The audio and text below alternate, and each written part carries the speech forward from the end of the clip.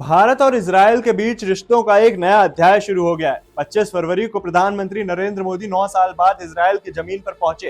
Airport पर उन्हें red carpet और बेंजामिन नेतन्याहू का भव्य स्वागत मिला। आज हम देखेंगे कि इस दौरे से भारत को क्या मिलेगा, सुरक्षा साझेदारी कैसे बढ़ेगी और दोनों देशों के बीच नई रणनीति क्या हो सकती है। मैं हूं ऋषभ और आप देख रहे हैं आर्यन टीवी नेशनल। भाषण देने वाले पहले भारतीय प्रधानमंत्री बने। उनके स्वागत की तस्वीर द जेरूसलम पोस्ट के पहले पन्ने पर नमस्ते और सालोम के संदेश के साथ प्रकाशित हुई और मोदी ने इसे एक्स पर शेयर किया। विदेश मंत्रालय के मुताबिक दोनों नेता विज्ञान, तकनीक, रक्षा, कृषि, वाटर मैनेजमेंट और साइबर सुरक्षा सहित कई अहम मुद्दों पर चर्चा करेंगे। इसके अलावा भारत और इजरायल के बीच एक नया रक्षा समझौता भी हो सकता है। यह दौरा भारत इजरायल साझेदारी के अगले रोडमैप को तय करने के लिहाज से बेहद महत्वपूर्ण माना जा रहा है।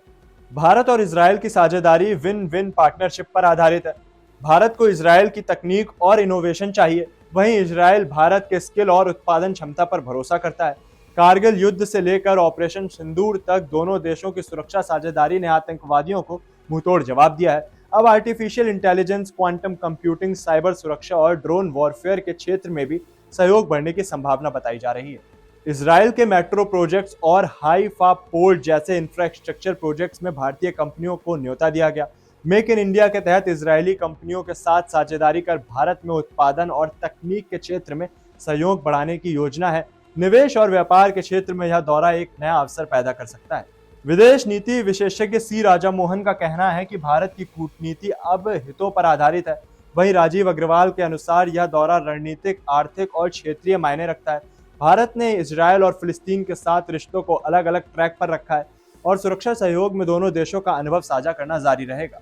इस दौरान अमेरिका में डोनाल्ड ट्रंप की ज्वाइंट सेशन में भाषण भी चर्चा में रहा। 1 घंटे 47 मिनट चले इस भाषण में ट्रंप ने राष्ट्रीय एकता, अमेरिकी महानता और इमिग्रेशन जैसे मुद्दों पर जोर दिया। उन्होंने डलाइला कानून का जिक्र किया, जिसके तहत अवैध प्रवासी ट्रक ड्राइवर्स को लाइसेंस नहीं मिलेगा। इसके अलावा जापान ने ताइवान के पास यूनागुनी द्वीप पर मिसाइल तैनाती का ऐलान किया, जिससे चीन के साथ तनाव बढ़ने की संभावना है।